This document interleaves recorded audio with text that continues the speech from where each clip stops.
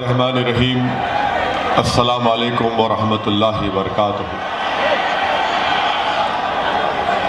मोहतरम जनाब शौकत अली साहब, सदर अध्यक्ष उत्तर प्रदेश मजलिस इत्तेहादुल मुस्लिमीन, मेरे भाई वो मजलिस इत्तेहादुल मुस्लिमीन के प्रत्याशी मुबारकपुर विधानसभा मोहतरम जनाब शालम गुड्डू जमाली साहब, मंच पर बैठे हुए मजलिस इत्तेहादुल मुस्लिमीन के तमाम जिम्मेदारान, बुजुर्गान मिल्लत, मेरे अजीज़ दोस्तों और बुजुर्गों, मेरी इज़्ज़तदार माँ और बहनों, मेरे गयूर नौजवान साथियों, मैं मजलिस इत्तेहादुल मुस्लिमीन के महनगर के करमवीर आज़ाद साहब भी प्रत्याशी हैं। दीदारगंज के जावेद आलम साहब मजलिस इत्तेहादुल मुस्लिमीन के प्रत्याशी हैं। निज़ामाबाद से अब्दुल रहमान साहब हैं। गोपालपुर से अब्दुल्ला साहब हैं। सदर आजमगढ़ विधानसभा से कमर कमाल साहब है। मेरी आपसे गुजारिश है कि 7 तारीख के दिन आप तमाम लोग मुत्तहिदा तौर पर अपने एक वोट का मतदान का इस्तेमाल करिए। पतंग के निशान पर बटन दबाकर आप भारत के लोकतंत्र को, भारत के जमहूरियत को, भारत के संविधान को और मजबूत करिए। हिस्सेदारी की इस लड़ाई में आप अपना सहयोग दीजिए। इंसाफ की इस लड़ाई में आप अपना साथ दीजिए। मजलूमों को इंसाफ दिलाने के लिए आप गुड्डू जमाली को अपना विधायक बनाइए और कमज़ोरों को ताकतवर बनाने के लिए आप गुड्डू जमाली को दोबारा मुबारकपुर से अपना विधायक बनाइए। मेरे अजीज दोस्तों और बुजुर्गों, बाबुल इल्म के इस मैदान में, इस ग्राउंड में ये मीटिंग होने जा रही है। मैं आप तमाम का बेहद शुक्रिया अदा करता हूं कि आपने अपना कीमती वक्त निकालकर आज की इस मीटिंग में शिरकत की और यकीनन हजारों की तादाद में आपका यहाँ पर जमा होना इस बात का पैगाम देता है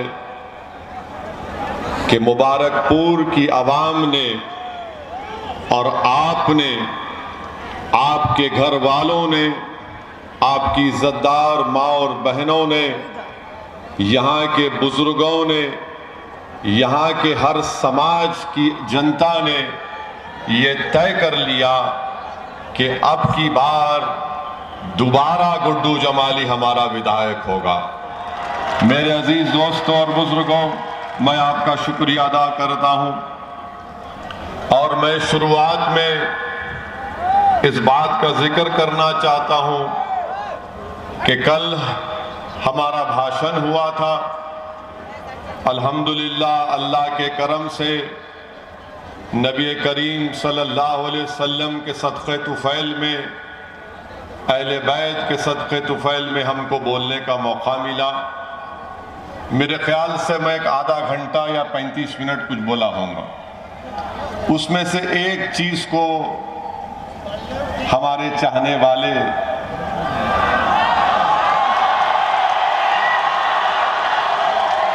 अगर मैं बुरा ना मानूं तो बोलूंगा, लगता है कि मेरे ससुराल वाले। इस पर तो फतवा नहीं ले सकते आप, आपको रिश्तेदार बना लिया हूं मैं। सारी खुदाई एक तरफ, सारी खुदाई एक तरफ, उसके बाद नहीं बोलूंगा वरना बोलेंगे ये भी हमको बोल दिए। तो मैं ये बताना चाहूँगा हमारे दोस्तों को कि मैं उन लोगों के खिलाफ बोला और आज भी बोलूंगा। अगर आप ये समझ रहे हैं कि एक शोशा छोड़ने से ओवैसी खामोश हो जाएगा, नहीं होगा। आप तूफान को छेड़ेंगे तो तूफान और बढ़ेगा। तो मैं उन लोगों के खिलाफ बोला जो हैं मुट्ठी भर, मगर 8 या 9% ही है, मगर वो हम पर हाकिम बनते आए हैं, हमको कैदी बनाते आए हैं। तो इसीलिए मैंने उनके बारे में बोला। अब जहां तक रहा सवाल मौजिज़ उलमाए कराम का, ये भी रिकॉर्ड कर लो मेरे ससुराल वाले।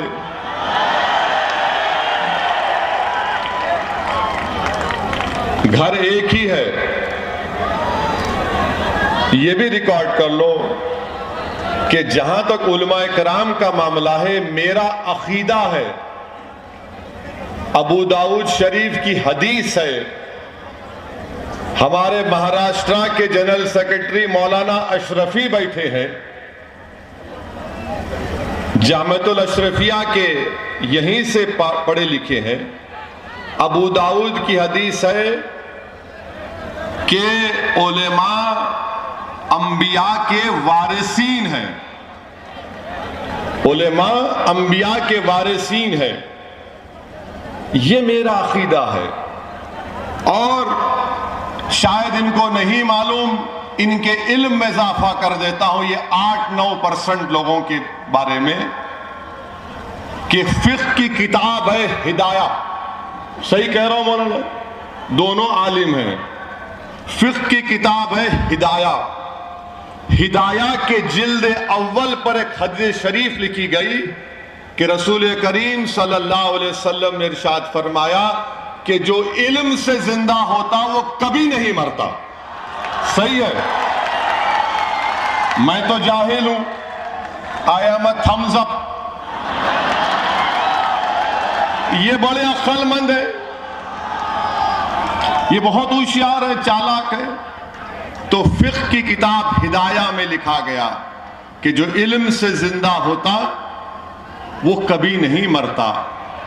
तो इसीलिए इमाम आजम अबू हनीफा नहीं है मगर जिंदा है, इमाम शाफई रहमतुल्लाह अलैह नहीं है, जिंदा है, इमाम अहमद बिन हंबल नहीं है मगर जिंदा है, इमाम मालिक नहीं है मगर जिंदा है, हाफिज मिल्लत नहीं है मगर जिंदा है।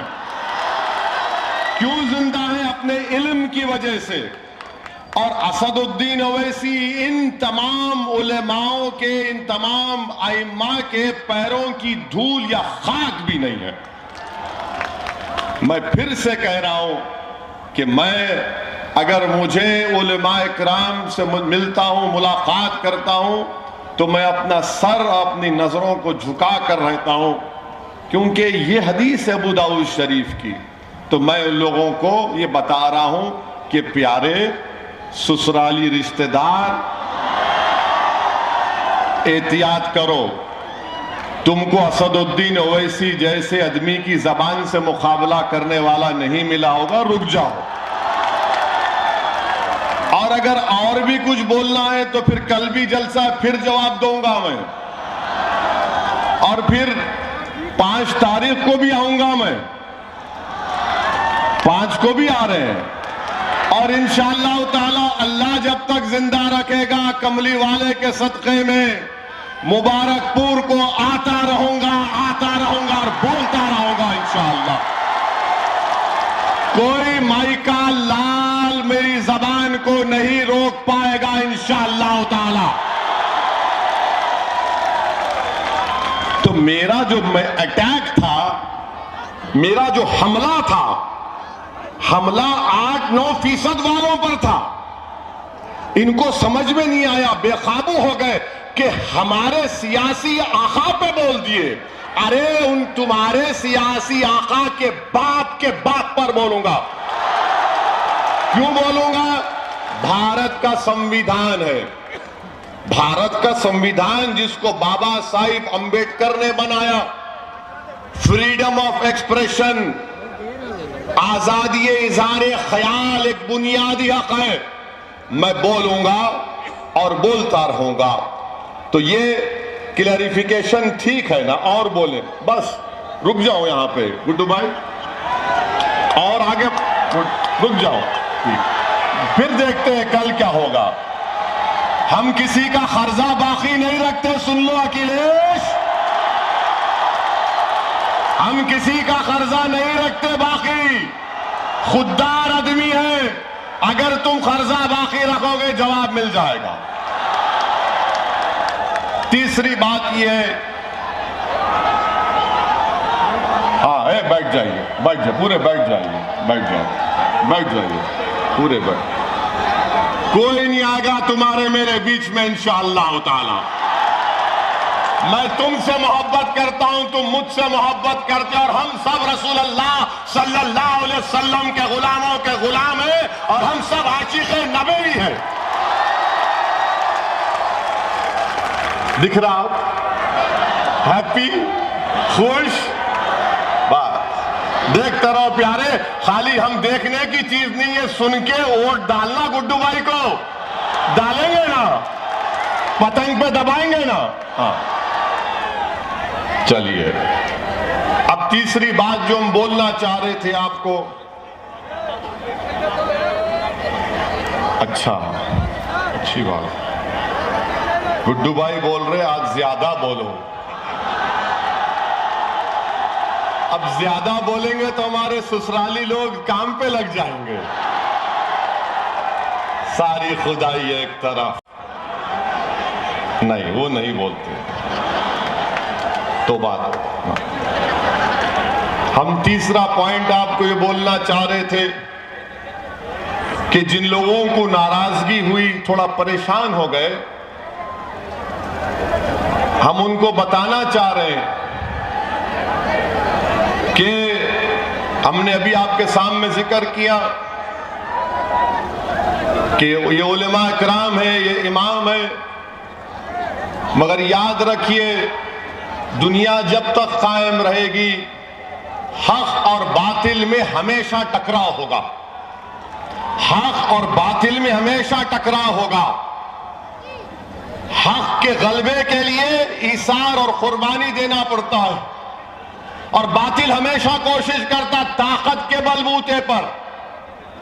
बातिल ये समझता है कि मेरे पास ताकत है, इख्तिदार है, मेरे पास दौलत है, मेरे पास फुला है, मगर हक के पास ताकत सिर्फ सच्चाई होती है, और सच्चाई हमेशा गालिब आती है। जैसा कि इन लोगों को समझाने के लिए, जो 8-9% है, उनको समझाने के लिए कि मूसा अलैहिस्सलाम है, फिरौन का दरबार है, फिरौन का दरबार है, मूसा है, फिरौन के दरबार में जादूगर जादू करता है, जादूगर जादू करता है। तो मूसा अलैहिस्सलाम ने अपना आसा फेंका तो जादूगरों का जादू खत्म हो गया। फिरौन समझा कि पानी में डूब जाएंगे, अल्लाह ने कहा तू डूबेगा, वो डूब गया। यजीद के पास ताकत थी, फौज थी, हाकिम था, समझता था कि लाखों का लश्कर इमाम हुसैन और अहले बैत को खत्म कर देगा, मगर करबला का मैदान, उसके रेगजारों से आज भी आवाज आ रही है। उस दरियाए दजल्ला का किनारा जो अहले बैत के खून से लाल हुआ, वो आज भी तुमको पुकार कर कह रहा है, सुनो मुबारकपुर की आवाम, अगर तुम हक को कामयाब करना चाहते हो तो हुसैनियत के परचम को बुलंद कर दो मुबारकपुर में। हुसैनियत के परचम को बुलंद कर दो, यजीद मुर्दा था, मुर्दा रहेगा। हुसैन जिंदा थे, है और सुबह कयामत तक जिंदा रहेंगे। तो ये झगड़ा जो है हक और बातिल का है। अब अगर कोई वक्त के फिरौन को उसकी चापलूसी करता है तो उसको फिरौन की जमात का बोलेंगे। अगर कोई यजीद की तायीद करता है, जालिम की तायीद करता है, तो उसको क्या बोलते हैं आप जानते हैं। मगर असदुद्दीन ओवैसी, ये बात को मैंने अपने उलेमाए किराम के पैरों के पास बैठकर सुना। मैंने अपने मरहूम वालिद से तरबियत हासिल की कि जालिम कितना भी कवी हो, तुम हुसैनियत के परचम को बुलंद करो, सच्चाई को बयान करो। और जैसा ज़ैनुल आबिदीन ने यजीद के दरबार में सच्चाई को बयान किया, असदुद्दीन ओवैसी उसी ज़ैनुल आबिदीन के सत्ते और तुफैल में अल्लाह ने मौका दिया कि बातिलों के सामने हक को बयान करेंगे और बयान करते जाएंगे इंशाअल्लाह ताला।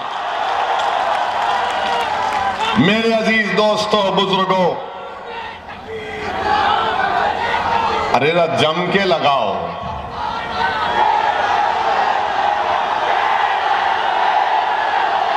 सुनिए, एक बात याद रखिए, ये आपकी मोहब्बत है, ये आपकी मोहब्बत है, मैं उसको सलाम करता हूं। मगर शेर कौन है मालूम आपको?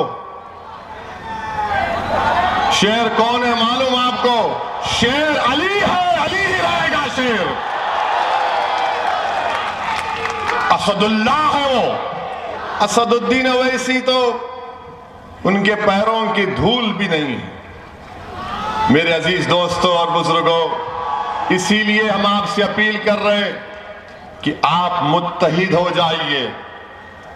मुत्तहिद होकर अपने वोट का इस्तेमाल मजलिस इत्तेहादुल मुस्लिमीन की कामयाबी के लिए करिए। और आपके सामने बहुत से लोग आएंगे, बहुत सी बातें करेंगे, मगर उनके बारे में भी हम खुलासा कर देते हैं। हमारी पांचवी बात यह है कि मैं हमारे बुनकर भाइयों को सलाम करता हूं।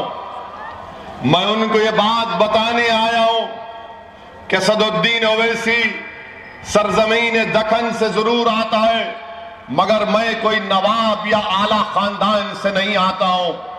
मेरे बुजुर्ग भी, मेरे अजदाद भी वकालत करते थे, मेहनत किए, जुस्तजू किए, तो मैं उसी परिवार से आता हूं। मैं हमारे बुनकर भाइयों को सलाम करता हूं। ये वो काम कर रहे हैं जो हजरत आदम अलैहिस्सलाम करते थे। ये वो काम कर रहे हैं। वो हमको कपड़ा पहनाते हैं। और ये वो बरादरी है जो 8 महीने मंदी का शिकार रहती है और 4 महीने काम करके अपना पूरा साल भर का इंतजाम कर लेते हैं। मैं आपको सलाम करता हूं। ये वो अंसारी लोग हैं जो हर खैर के काम में, हक के काम में आगे बढ़ते हैं। और मैं हमारे अंसारी भाइयों को पैगाम और ये बताना चाहता हूं कि जैसा कि हमारे गुड्डू जमाली साहब ने कहा कि आप अकेले नहीं हैं, गुड्डू जमाली आपके साथ था, है और रहेगा। आपके वोट से इंशाअल्लाह, दुआओं से, आशीर्वाद से विधायक बनेगा। गुड्डू जमाली भी रहेगा और साथ में ये दीवाना भी आपके साथ रहेगा इंशाअल्लाह ताला। और मैं हमारे बुनकर भाइयों को बता रहा हूं कि महाराष्ट्र मालेगांव में हमारे विधायक मुफ्ती इस्माइल, वो खुद अंसारी हैं। मुफ्ती इस्माइल साहब मालेगांव के हमारे एमएलए, मजलिस इत्तेहादुल मुस्लिमीन के, वो हमारे पार्टी लीडर हैं। महाराष्ट्र की विधानसभा में 2 एमएलए हमारे, एक मुफ्ती इस्माइल और धूलिया से हमारे शाह साहब हैं। हमने मुफ्ती इस्माइल साहब को अपना पार्टी का लीडर बनाया महाराष्ट्र की विधानसभा के लिए। तो मैं हमारे बुनकर भाइयों को भी कहना चाह रहा हूं कि मैं जानता हूं कि यान का मसला है, यान का रॉ मटेरियल का मसला है। मैंने उस मसले को उठाया भी था पार्लियामेंट में भी उठाया था, और जब आज से 2017 या 18 में एक मीटिंग बुलाई गई थी, उस मीटिंग में भी मैं गया था। तो आप हमारे बुनकर भाई सन 57 की जंग आजादी के बाद कोई माओ से, तो कोई मुबारकपुर से निकलकर कोई मालेगांव गया, तो कोई शोलापुर गया। मैं आप तमाम को सलाम करता हूं और आपको यकीन दिलाता हूं हम आपके साथ हैं, आपकी लड़ाई में आपके साथ रहेंगे। आप हरगिज इस बात की फिक्र मत करिए कि आप पर अगर कोई एक तकलीफ आएगी तो वसदुद्दीन ओवैसी उसकी तकलीफ को अपने सीने में महसूस करेगा, और आपके साथ कंधे से कंधा मिलाकर मैं और गुड्डू जमाली आपके हक के लिए, आपके मान सम्मान के लिए हम लड़ते आए हैं और लड़ते रहेंगे इंशाअल्लाह ताला।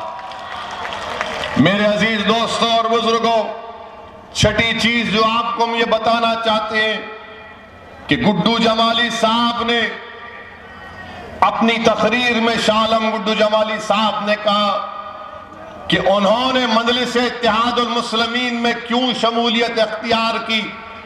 इसलिए अख्तियार की कि उनको अपनी इज्जत, मान सम्मान, उनकी गीरत उनको प्यारी थी। मैं उनको सलाम करता हूं कि अल्लाह सुब्हानहू तआला ने उनको खुददार बनाया, अल्लाह उनको और खुददार बना दे।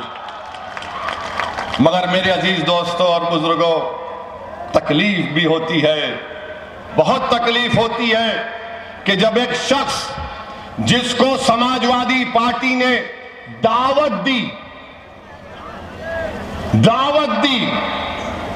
पीछे पड़ गए, आओ आओ हमारे पास। एक बात आप मेरे सवाल का जवाब दे दीजिए, अगर मैं कल आपके घर पे आ जाऊं, आपकी चौखट पर आ जाऊं और आपसे कहूं कि मैं आपसे हाथ फैलाकर अपील कर रहा हूं कि आप गुड्डू जमाली को वोट दे दोगे, तो अगर आप अपने घर में मुझे बुलाकर बिठाकर पानी पिलाते और कहते हैं कि जाओ वैसी, हम तुमको वादा करते हैं कि हम तुमको वोट देंगे। जब गुड्डू जमाली को अखिलेश ने घर पर बुलाया, अपने घर पर बुलाकर झूठ बोला, घर पर बुलाकर झूठ बोला और झूठ बोलकर धोखा दे दिया। ये समाजवादी पार्टी के नेता अखिलेश यादव का किरदार है कि घर को बुलाकर, अपने घर को बुलाकर, गुड्डू भाई आजमगढ़ में कहां से लड़ना है लड़ो। गुड्डू भाई ने कहा कि हम मुबारकपुर के विधायक हैं, उनको आश्वासन दिया, तयक़ुन दिया, और उसके बाद लॉलीपॉप पे लॉलीपॉप, लॉलीपॉप पे लॉलीपॉप देता गया। अब जो समाजवादी में रुक गए हैं, चूसो लॉलीपॉप, चूसो, मारो सीटी गाजर की पुंगी की। सत्ता में नहीं आने वाले हैं, याद रखो, हमारी बात को लिख के रख लो। गुड्डू जमाली साहब ने एक बेहतरीन फैसला लिया है, एक बहादुरी का फैसला लिया है, और उन्होंने फैसला अपने लिए नहीं लिया है, ये बात आपको समझने की जरूरत है। गुड्डू जमाली को का टिकट काटना ये मुबारकपुर की जनता की तौहीन है। गुड्डू जमाली को अखिलेश अपने घर में बुलाकर वादा करके धोखा देता है। ये धोखा गुड्डू जमाली का इनफरादी नहीं है, बल्कि पूरे मुबारकपुर की जनता को धोखा दिया समाजवादी के नेता अखिलेश यादव ने। अरे अगर कोई दुश्मन घर को आ जाता है तो आप नरम पड़ जाते हैं। जब तुम दावत देकर बुलाते हो और उसके बाद तुम गुड्डू जमाली के पीठ में खंजर मारते हो, ये अखिलेश यादव का असली चेहरा है, इसको याद रखो आप। ये इनका असली चेहरा है। जो विधायक है 10 साल का, अभी सत्ता में नहीं है, न आएंगे इंशाअल्लाह, मगर अहंकार इतना है कि घर पर बुलाकर आप जहर का प्याला उसको पिलाने की कोशिश करते हैं। मेरे अजीज दोस्तों और बुजुर्गों, ये अखिलेश, जनाब अखिलेश यादव साहब, वरना फिर ससुराली नाराज हो जाएंगे। जनाब अखिलेश यादव मोहतरम भी है। अब इससे आगे बहुत बोल सकता हूं, इंतजार करूंगा आज की रात का। कल कहां पर है गुड्डू भाई जलसा?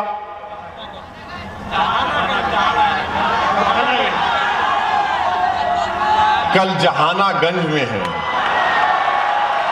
आएंगे ना आप? कितने आएंगे? हाथ उठाइए। वहां पर पूरे जहां की बात होगी इंशाअल्लाह।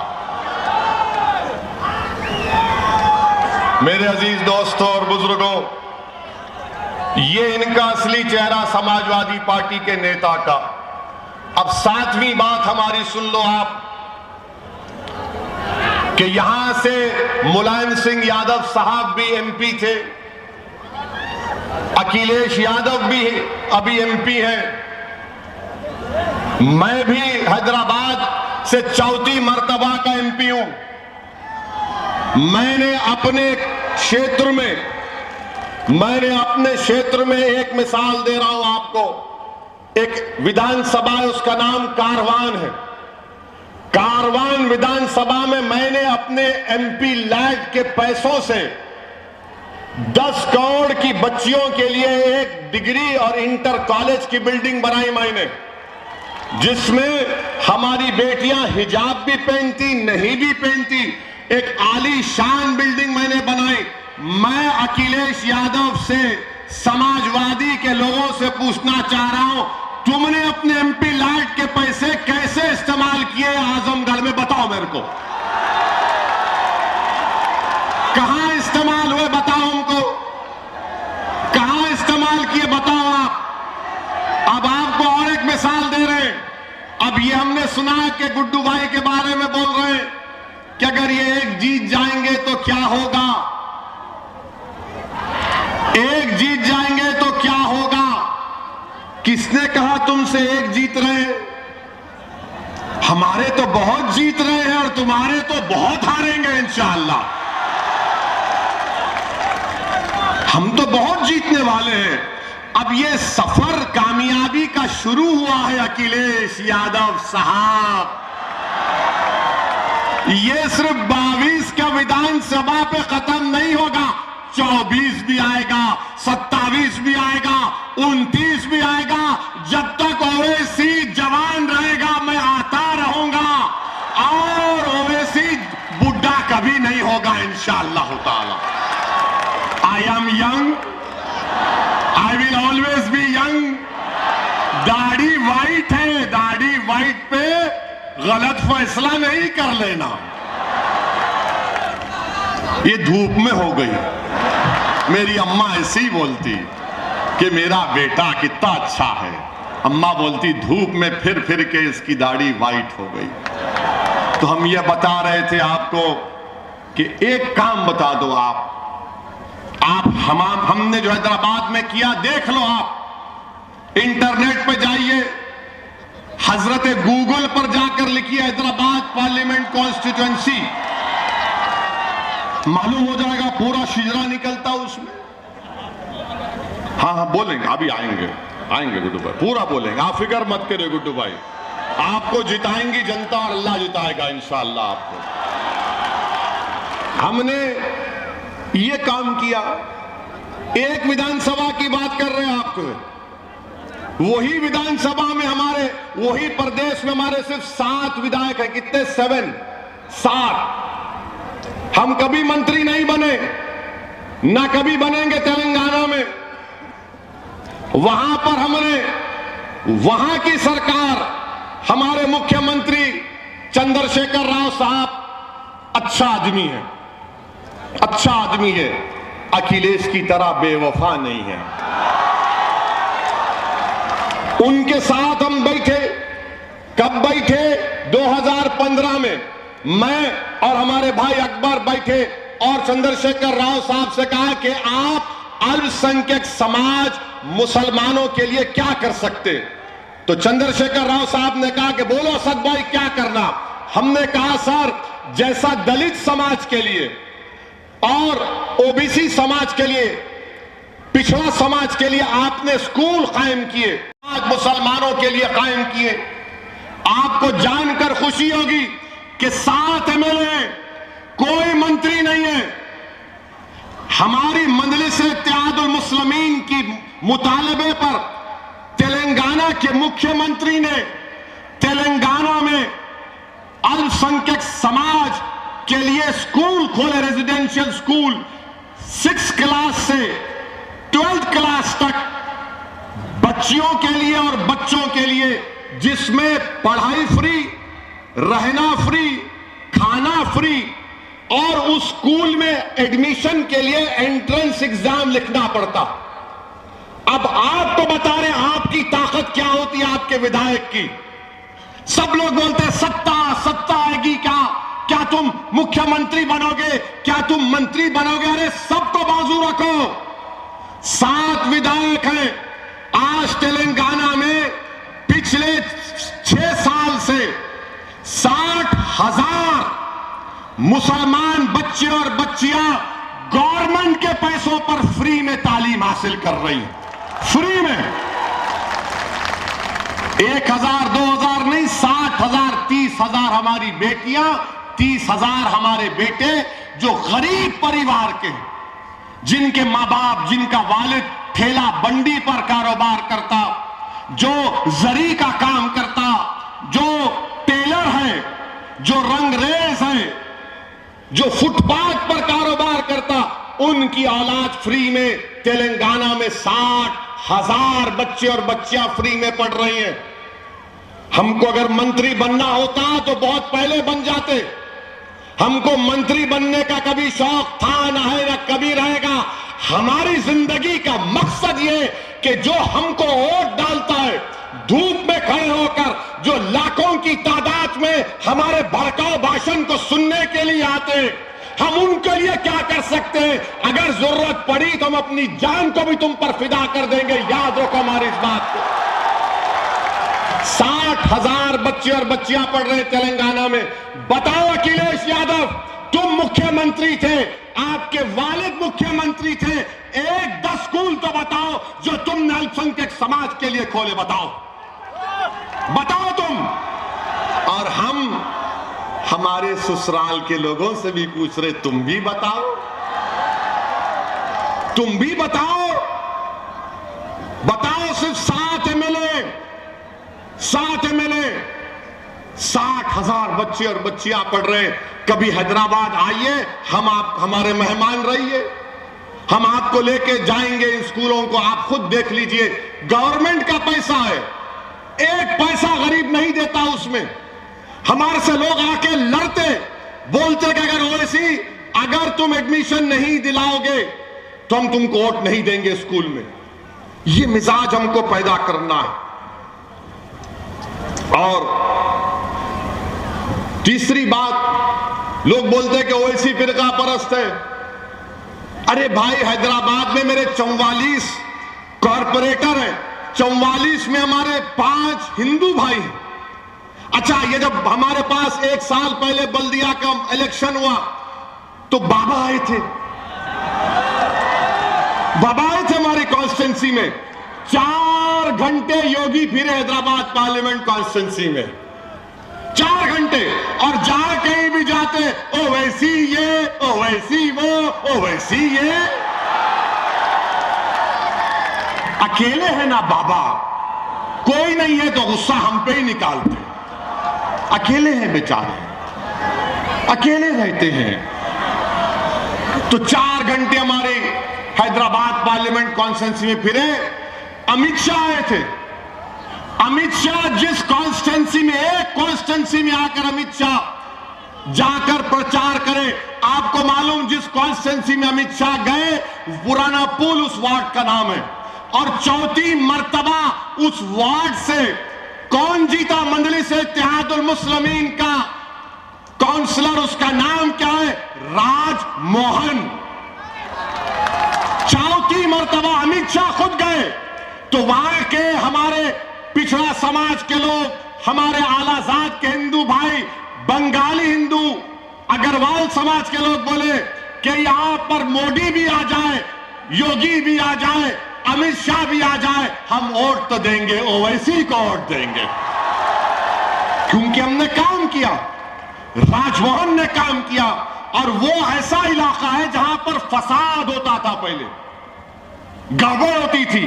अगर कभी गड़बड़ होती है वहां पर, आज से 6-8 महीने पहले भी बस बदमाश किस्म के लोग कोशिश किए, तो राजभवन कहां जाकर ठहरा? राजभवन मुसलमान इलाकों में जाकर ठहरा।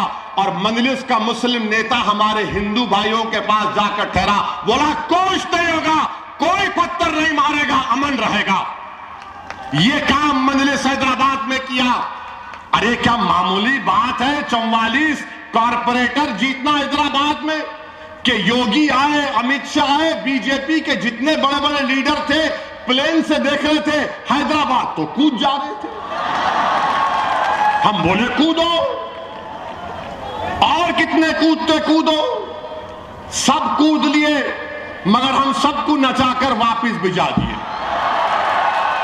तो यही काम आपको करना है। मुबारकपुर में बहुत कूद रहे हैं, ये कूद रहा, वो कूद रहा, यहां से कूद रहा, ये दीवार फलांग लगा रहा, वो दीवार फलांग लगा रहा। तो कूदने वालों का साथ मत दो। एक मर्द मुजाहिद जो आपके लिए लड़ रहा है, जिसका नाम गुड्डू जमाली है, उसको कामयाब करेंगे आप इंशाअल्लाह ताला। अच्छा, फिर अकबरुद्दीन के ऊपर बोलते।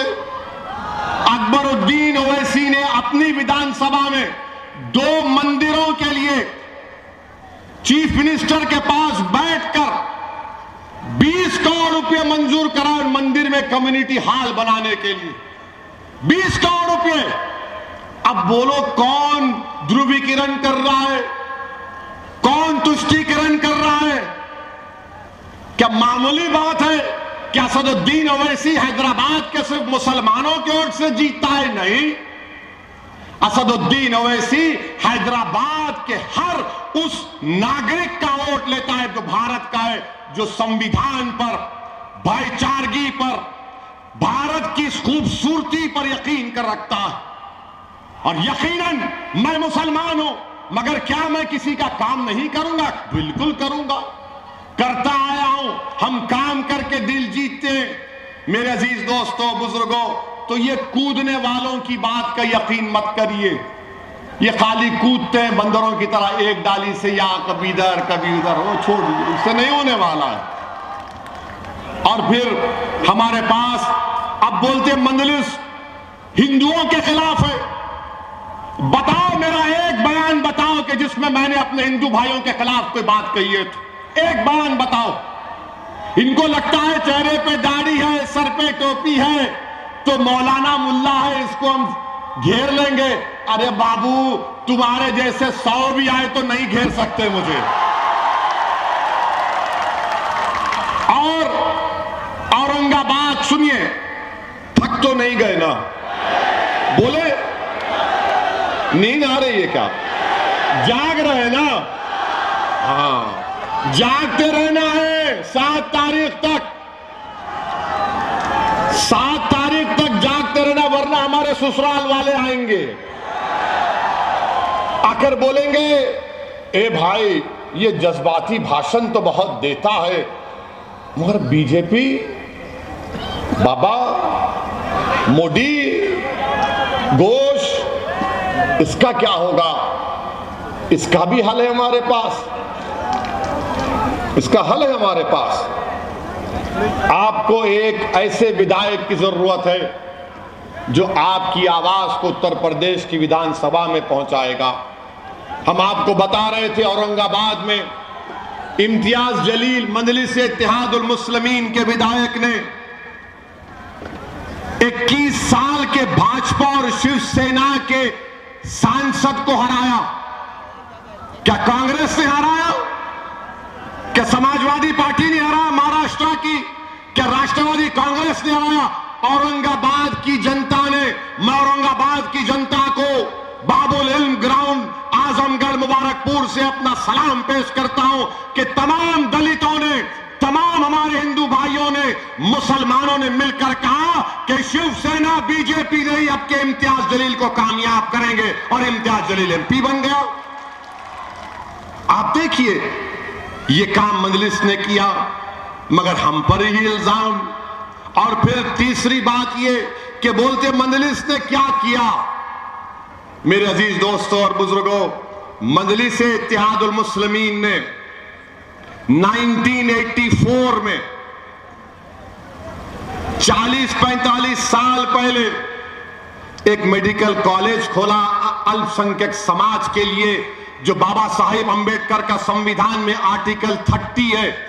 30 का हवाला देकर हमारे पास जब 5 एमएलए थे, 5 एमएलए थे, एनटी रामाराव को हटाया गया, भास्कर राव सीएम बने, आकर हमारे मरहूम वालिद से कहा कि सलाहुद्दीन ओवैसी साथ दो, तुम जो चाहे मैं करूंगा। मैं उस गुफ्तगू में छोटा सा था, बैठा हुआ था।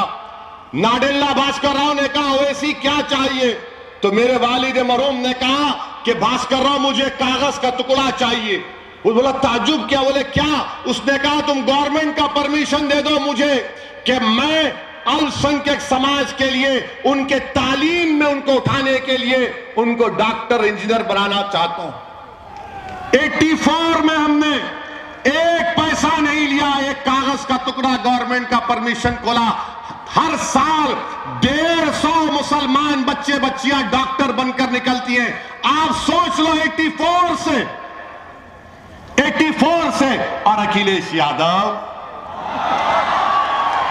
हमारी बात का यकीन नहीं आया, तुम अपने पिताजी मुलायम सिंह यादव से पूछना, वो भी आए थे हमारे अस्पताल को देखने के लिए। देखकर ताज्जुब किए और बोला कि सलाहुद्दीन ओवैसी ने तो ताजमहल बना दिया। इतना बड़ा अस्पताल है 500 बेड का। तुम्हारे वालिद मरहूम ने कहा वो ताजमहल किसी बनाने वाले ने एक शख्स की मोहब्बत में बनाया, मैंने अपने गरीब जनता की मोहब्बत में इस ताजमहल को बनाया हूं, जो मेरे मरने के बाद भी गरीबों की खिदमत करता रहेगा। ये जज्बा है हमारा, ये जज्बा है हमारा। MBA college, MCA college, school of pharmacy, architecture, ये सब किसके? मेरे जाती नहीं है। मेरे मरने के बाद मेरी औलाद में नहीं बटेगा। ये कौम का है, आपका है, आप इसके मालिक रहेंगे।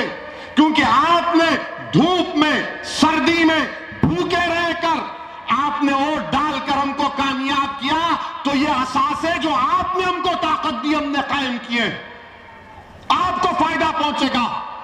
इसीलिए हैदराबाद में सब आते, हम सबसे कहते हैं कि रुख उधर करो, इधर का रुख मत करो, ये तूफान में तुम्हारी कश्ती डूब जाएगी। तो हम भी चाहते हैं कि मुबारकपुर में भी वही तूफान खड़ा होगा इंशाअल्लाह ताला। आप वो तूफान बर्पा करेंगे, आप वो तूफान बर्पा करेंगे, आप वो तूफान बर्पा करेंगे, वो तूफान बर्पा करेंगे आप। और क्या तूफान है? वो मोहब्बत का तूफान है, नफरत का नहीं होगा। वो मोहब्बत का तूफान होगा जिसमें मुबारकपुर का हर गरीब, चाहे किसी मजहब का हो, किसी समाज का हो, वो बोलेगा कि हां ये मेरा तूफान है, इस तूफान के जरिए हम कामयाबी हासिल कर सकते। ये मजलिस इत्तेहादुल मुस्लिमीन ने काम किया हैदराबाद में, ये काम भी मुबारकपुर में हो सकता है। आप कामयाब करिए। लोग बोलेंगे गुड्डू जमाली साहब को हमने 2 मरतबा विधायक बनाया, यकीनन आपने बनाया, आपको सलाम, आपको सलाम। मगर अब की बार फर्क क्या है बताओ? फर्क क्या है बताओ? अब की बार फर्क क्या है बताओ? फर्क यह है कि कल तक गुड्डू जमाली भाई बसपा के नेता थे, अब वो आपके नेता बनेंगे इंशाअल्लाह ताला। ये फर्क है, ये आपका नेता बनेगा। कोई बात नहीं, लाइट हम पर है, हम अपना सेल फोन खोलो, लाइट चालू करो, जुगनू जगाओ। मुबारकपुर में एक उम्मीद की लहार, हाय हाय हाय, क्या समा है। अखिलेश देख लो इसको, ये रोशन हो चुका है मुबारकपुर। अब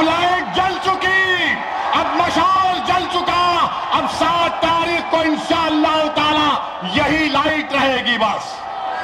वाह वाह वाह, आप लोग बड़े तेज हैं। सेलफोन, लाइट, ये जंगल में जुगनू चमक रहा है। अब तो ससुराल वाले और परेशान हो जाएंगे। हाँ, इधर भी है, छत पर भी है, हाँ दाहिने भी है। हम देख रहे हैं सबको, आपका बेहद शुक्रिया। हाँ, माए बहनें भी हैं माशाल्लाह से, हिजाब और निकाब पहनकर, उनको सलाम। तो मेरे अजीज दोस्तों और बुजुर्गों, ये हमारे ससुराल वाले बन करे क्या? लाइट लगता है बहुत बोल दिए तो लगता है कि भाई ज्यादा बोल दिया। बहरहाल मेरे अजीज दोस्तों और बुजुर्गों, आपसे अपील है, अभी थोड़ा आगे देखिए, नाम लिए तो आ गई लाइट, आगे आगे आगे आगे आएगी। मेरे अजीज दोस्तों और बुजुर्गों, समाजवादी पार्टी क्या बीजेपी को हरा सकती? नहीं हरा सकती बीजेपी को समाजवादी पार्टी। आपने 2019 में बहन मायावती को और अखिलेश यादव को वोट दिया नहीं दिया? दिया था ना आपने। पूरे उत्तर प्रदेश में आपने दिया, मगर सिर्फ 15 सीट पर ये लोग कामयाबी क्यों हासिल किए? मेरे अजीज दोस्तों और बुजुर्गों, हम आपसे अपील कर रहे हैं कि मुत्तहिद रहिए, अपने एक एक वोट को जाय होने से बचाइए। आपसे हम अपील कर रहे हैं, ये लड़ाई आपकी लड़ाई है, ये लड़ाई आपको नेता बनाने की लड़ाई है, ये लड़ाई फिरका परस्ती को रोकने की लड़ाई है, ये लड़ाई नफरत को खत्म करने की लड़ाई है, ये लड़ाई मोहब्बत को आम करने की लड़ाई है, ये लड़ाई मुबारकपुर के बच्चे और बच्चियों को शिक्षा दिलाने की लड़ाई है, ये लड़ाई मुबारकपुर में विकास को पैदा करने की लड़ाई है, ये लड़ाई आपकी आवाज को उत्तर प्रदेश के विधानसभा में भिजाने की लड़ाई है। इस आवाज को आपको पहुंचाना है मेरे भाइयों, मेरी इज्जतदार मां और बहनों। सपा बीजेपी को नहीं रोक पाएगी। हम पार्लियामेंट में देख चुके हैं कि 2019 में अमित शाह ने अनलॉफुल एक्टिविटीज प्रिवेंशन एक्ट का कानून लाए थे। वो कानून ये कहता है कि दिल्ली में एनआईए का इंस्पेक्टर बैठकर किसी शख्स का नाम अगर गुड्डू जमाली होगा तो उसको टेररिस्ट घोषित कर दिया जाएगा बगैर कोर्ट के फैसले के। क्या समाजवादी पार्टी ने अमित शाह के हक में वोट नहीं दिया? क्या बसपा ने वोट नहीं दिया? क्या कांग्रेस ने वोट नहीं दिया? तो जो अमित शाह का हाथ पकड़ लिया, जो अमित शाह से बगलगीर हो गए, हम पर उंगली उठाए, तुम तो बीजेपी का साथ दिए पार्लियामेंट में, बताओ वो कैसे आपके वोट के हकदार हो सकते हैं? सुनो ससुराल वालों, ये भी रिकॉर्ड करके सुनाना तुम्हारे भैया को। अभी तो शुरू करे हैं। यूएपीए का कानून बना तो समाजवादी कांग्रेस और बसपा की ताईद से बना, और उसी कानून के तहत कई नौजवान बच्चे, आदिवासी, दलित जेल में अपनी जवानी को बर्बाद कर रहे हैं, 3-3 साल से जेल में।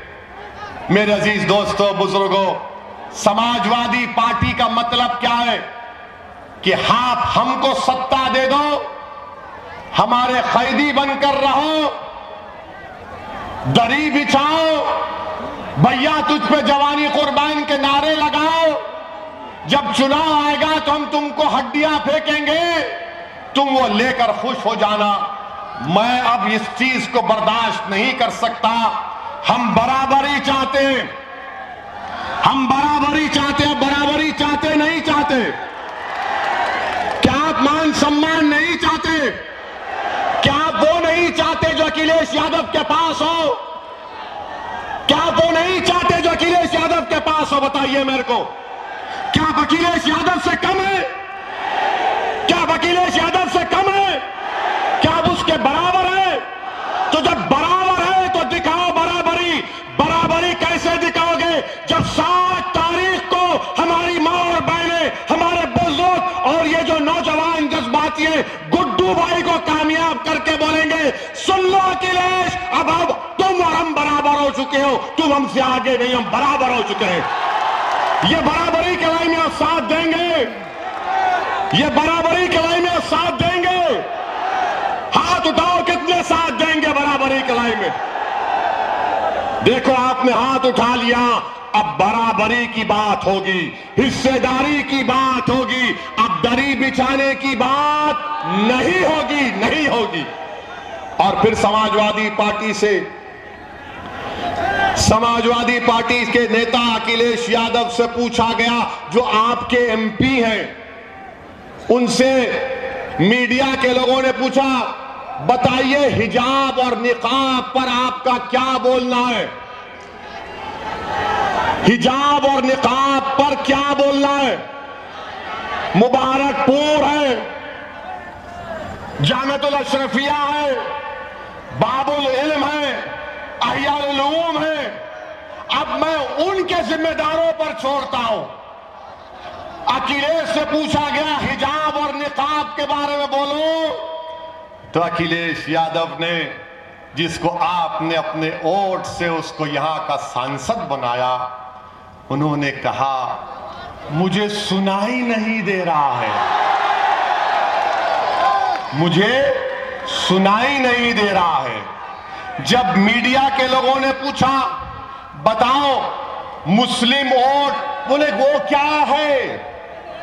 हम अखिलेश यादव साहब को मुबारकपुर से, आजमगढ़ से हम कह रहे हैं, अखिलेश यादव और समाजवादी पार्टी वालों, जो तुमने नहीं सुना, जो तुमने अपने कानों में उंगलियां लगा ली, वो ओवैसी सुन लिया। ओवैसी पुकार रहा है कि जब तक दुनिया बाकी रहेगी, हम टोपी पहनेंगे, हिजाब पहनेंगे, नकाब पहनेंगे, दाढ़ी छोड़ेंगे, कोई भाई का लाल हमको नहीं रोक सकता। इंशाअल्लाह ताला कोई भाई का लाल नहीं रोक सकता।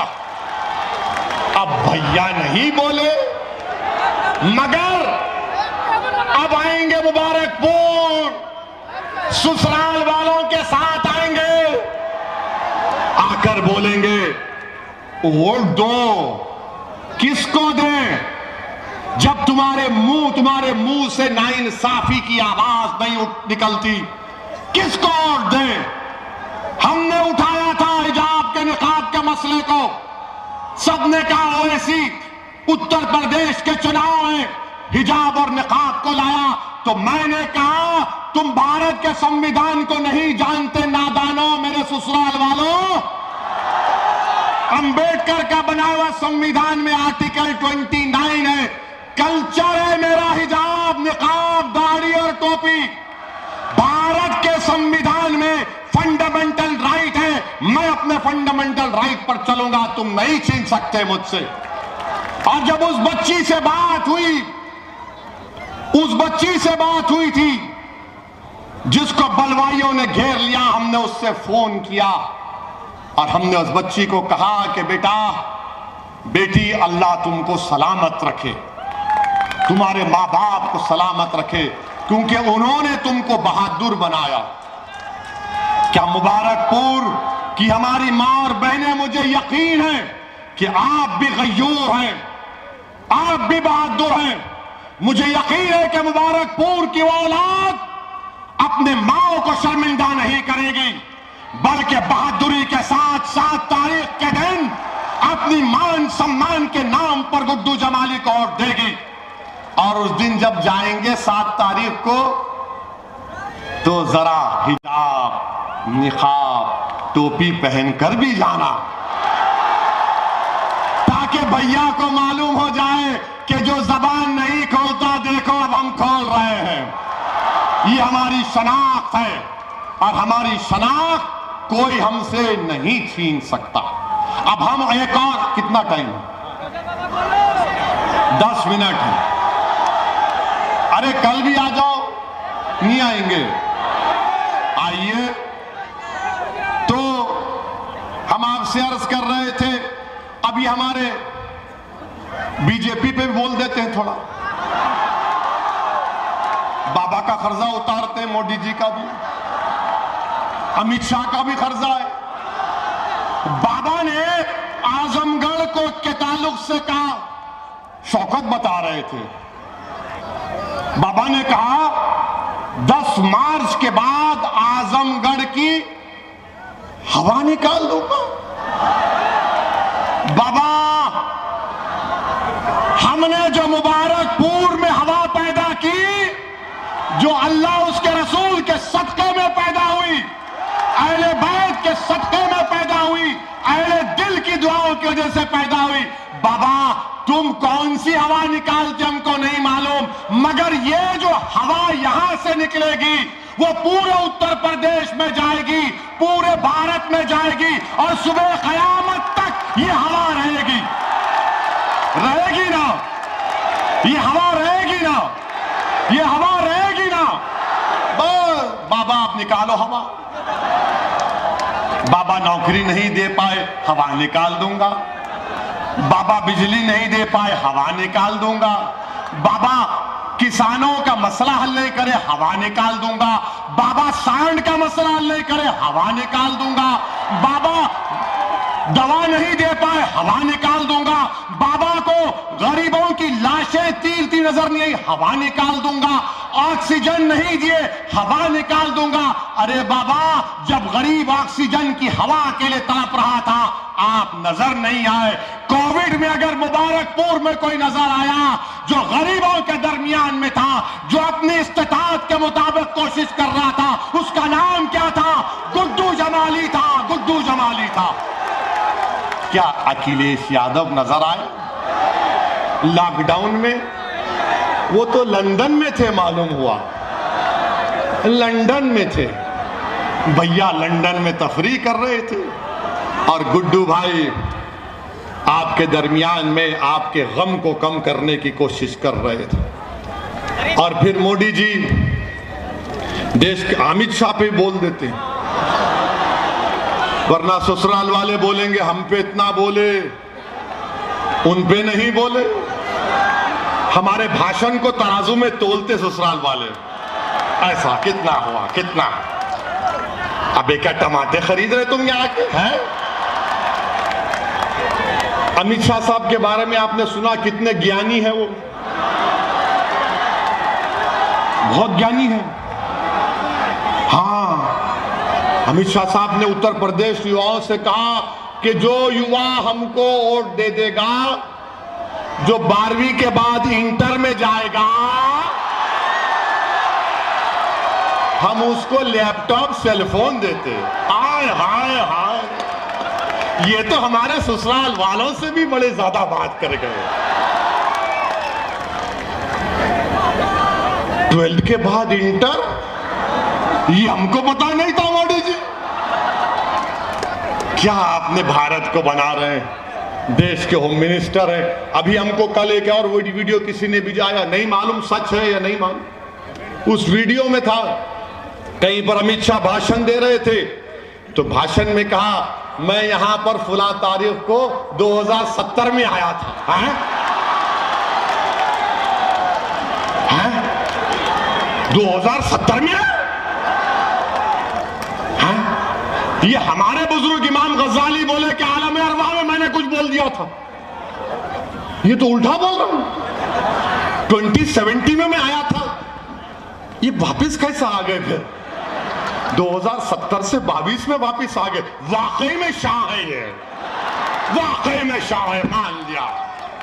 आपके कश्फ करामात को मान लिया कि आप जो है 40 साल पीछे पलट के आ गए। वाह, 2070 में आया था, अब 2022 में आया। अब हमारे मीडिया के लोग जो मोदी को चाहने वाले बोलेंगे यार वैसे तो एक पकड़ क्यों लेता है इसको, है स्लिप ऑफ द टंग, जबान फिसलती है।